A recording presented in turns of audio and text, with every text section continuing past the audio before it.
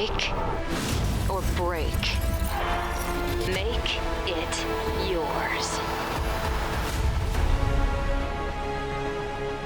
Welcome back to Worlds Cooldown, where Cloud9 is all smiles as they close out the day 3-0. And Kaizen, I can smell a dangerous amount of hopium in the air right now for North American fans. That's a smell of results, my friend. That's not hopium at all. They're close. They have similar smells. Check the scoreboard. Yeah, similar smells. It's easy to get confused. My bad on that one. But what a way to do it. Exciting fashion, showing more creativity in the draft. Kaizen was the one who said it. This is a team that has shown they can bleed even while picking up the wins. And yes, they bled a little bit in this game. Still a few moments that we would look for them to clean up. But all in all, Goldberg, another sub-30-minute win has got to feel good. Yeah, I mean, we were looking at the draft, we saw the J4 first pick. We had our question marks, of course, but as soon as we came to the last second ban phase, where we kind of saw the Tryndamere hover, and when we're kind of saying, wait, they're just going to lock this Tryndamere, they're going to get the AP jungler, they're going to throw the Jarvan up towards the top lane, and that's exactly what they did. You could tell on Galatasaray that they tried to have some sort of response with the Silas coming in to steal the Undying Rage as well, but I think Perkz quite confidently demonstrated why this pick is so dangerous, you know, just outside of that one time he forgot to hold. Confidently didn't press R, I'll tell you that much. But as well, let's continue this conversation, Kaizen, around the drafting for Cloud9, because if I reflect back on MSI, perhaps one of the criticisms I had was that Cloud9 wasn't willing enough to take risks in the drafting phase. And across 3 different games here at Worlds so far, I think they've shown a lot. And to me, that bodes well for the team moving forward in the tournament.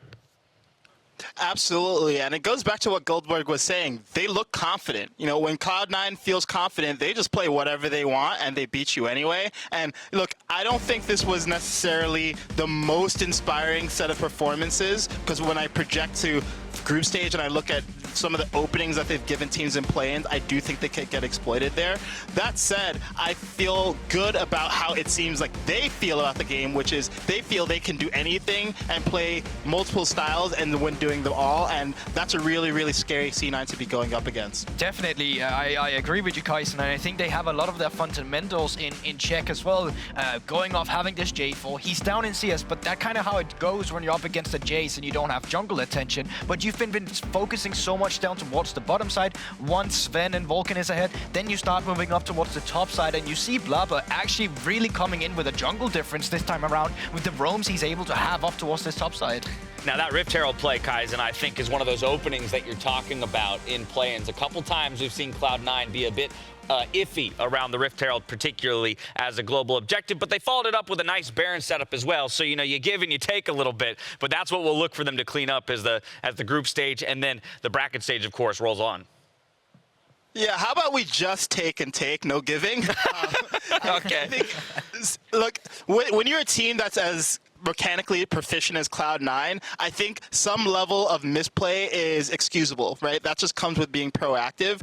I get more concerned when I see misplays around objectives where there's a bit of an opportunity to premeditate, like, hey, this is a 4v5 or a 3v5. Do we really want to be going for this objective? So that's the kind of stuff where I think they can go back, they can look at the tape and say, okay, we shouldn't temper the aggression. We want to keep that energy, but we want to remove some of these miscalculated team fight errors, and then I think they'll be in really good shape. Well, already 3-0, they've bought themselves some real estate to continue improving throughout this tournament, but that urges me to take a look at tomorrow's schedule as the picture kind of starts to solidify in each of these groups. We'll look at the matchups that we have ahead of us. 4 of them remain in terms of our regularly scheduled matchups, but of course, possible tiebreakers to follow this schedule tomorrow.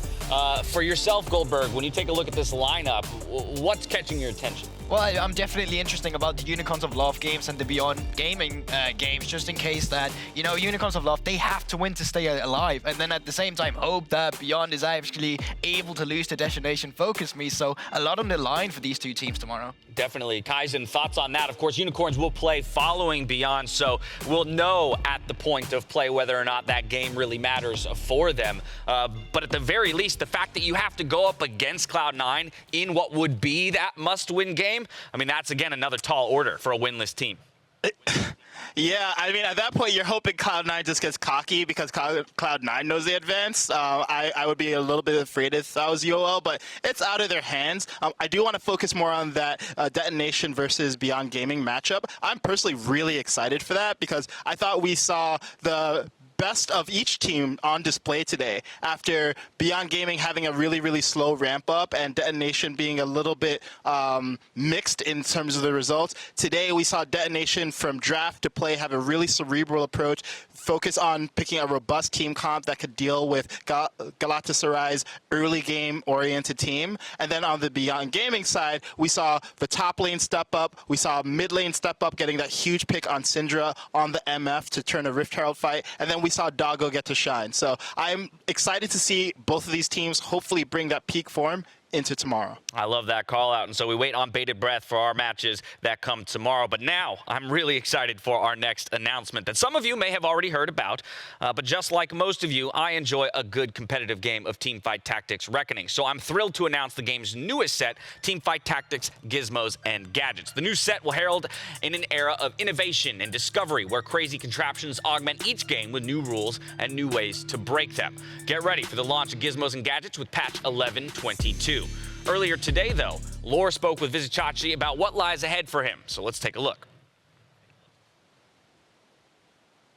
Back to Iceland Peace grab finally their first win in the playing stage. And yeah, Chachi, I mean, this was an important one, honestly. So tell me about the mindset before the game, during the game, especially with all the back and forth against them. Yeah, well, basically we all knew that this is going to be a do or die match because whoever wins this is going to have the chance to keep playing for a best of 5.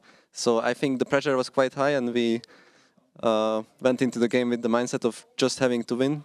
But I think our setups and objectives were not the greatest, and the game kind of turned into some bloodbath. Yeah, you still managed to find the win in the end, but I also want to touch on the draft because I was surprised to see Bogax pick Gnar, especially into Jace Irelia, but it was super hard to deal with the champion. So tell me about how impactful he was and how you managed to shut it down in the end. Yeah, basically once he got the 3 kills around the Rift Herald fight, that's when it turned out to be really hard to deal with him, because then he's just going to be stronger than the Jace for the rest of the game.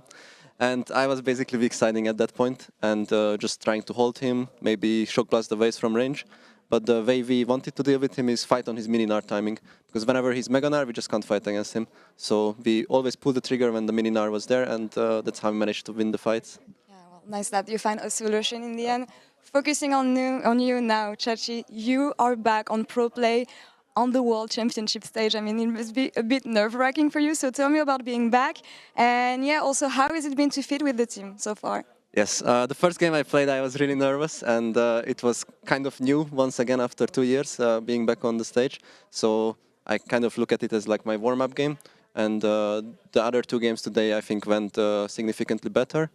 But together with the team, we haven't had much practice, only like 4 to 5 days. So we still need to like gel a lot together, and that can be seen in our plays as well. But they are very supportive and nice people, so I think we are getting along well, and we have good chances to improve. Oh, that is very nice to hear, yeah, especially since you didn't have much time to play together. But yesterday we talked in the makeup room also, and you told me that you would have some confidence, especially if you saw some poppy bans, which happened when you played against LNG and again today. So how does it feel to see your main band, even though you didn't play for such a long time? Not good at all. I wanted to play her, so just leave her open and I can play her. Because she's still one of my main champions and she had some nice buffs. So I actually would like to play her, but she's not like someone you can just blind pick and then you are fine, because there are so many matchups that are difficult for her to play.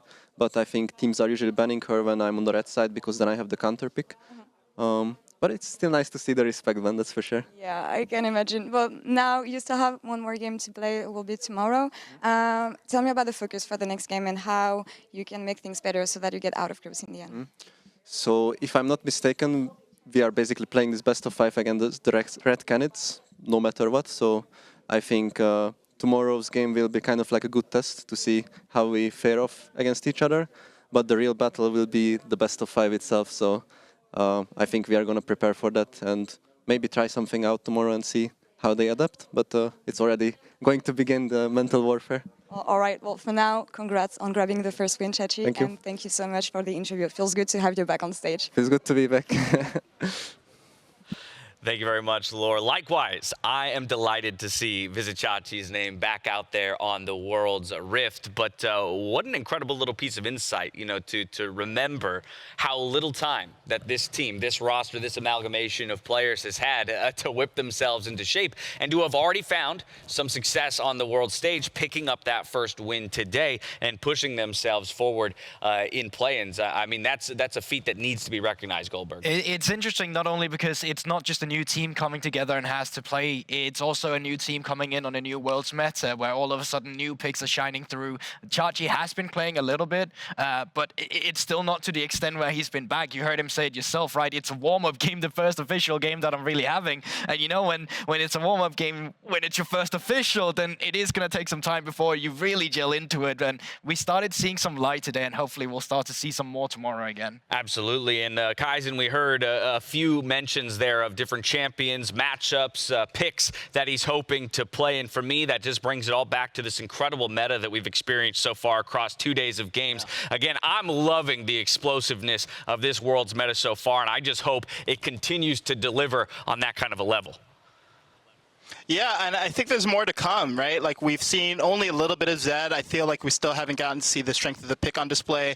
We saw a little bit of a decline in Ghostblade junglers. I'm not sure how much Kiana was banned today. She definitely got some bans, but I don't think she was perma-banned today, so I hope to see more of her because, frankly, she's just a fun champion to watch.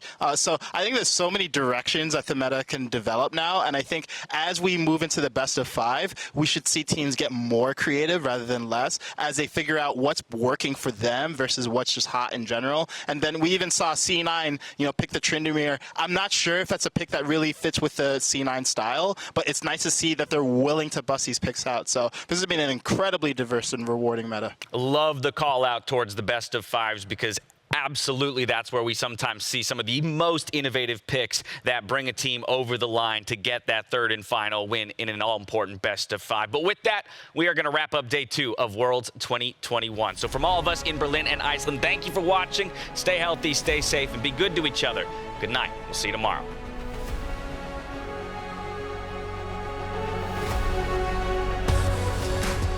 Both teams ready to fight for their spot at the top of the world.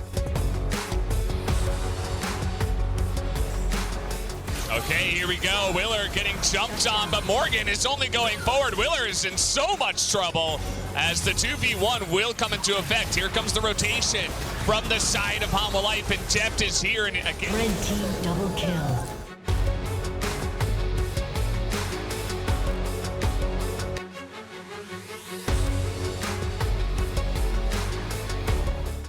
This is gigantic. And look at the engage onto 2 of them. Jojo and Aegis getting totally caught out here in their own jungle.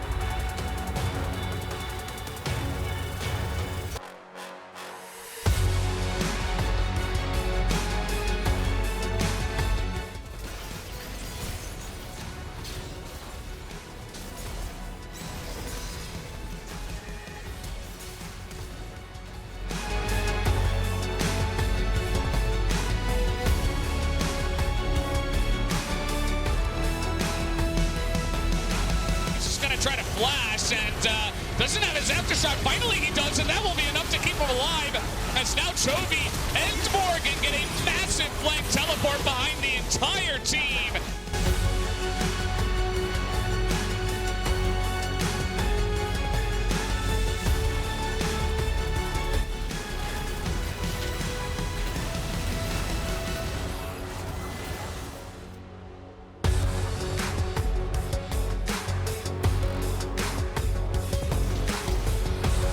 This looks absolutely tragic.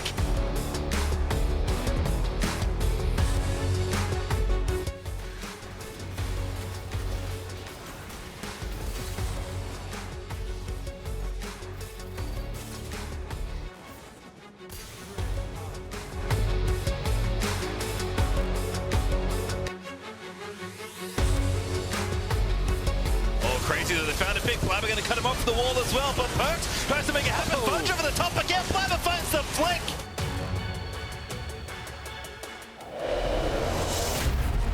It all leads to this.